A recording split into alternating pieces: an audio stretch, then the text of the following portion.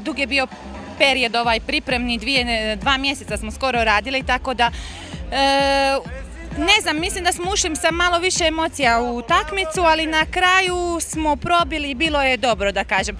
Normalno, išli smo da pobjedimo, ali smo znali da će biti teško. Mi se spremamo za šampionat naš, mislim da tu imamo dobre šanse da budemo među prve 3-4, što nam je i cilj, da obezbijedimo i Europu za sljedeću sezonu i na to idemo. A što se tiče utakmice, dobro, izvući ćemo poentu iz svega i to je to. Imate novog trenera, Andon Boškovski. Kakvo je tvoje mišljenje o njemu?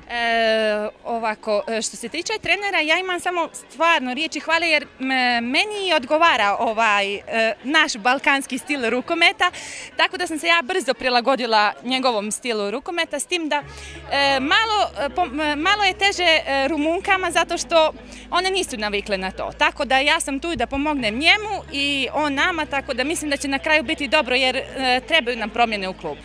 U rumunskom prvenstvu već ni rekla šta možemo da očekivamo, a šta u EHF-u?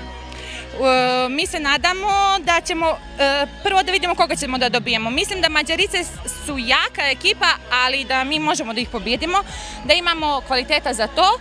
Sad vidjet ćemo, nama je cilj da uđemo u grupnu fazu, a kasnije vidjet ćemo. Znači imamo 2 utakmice do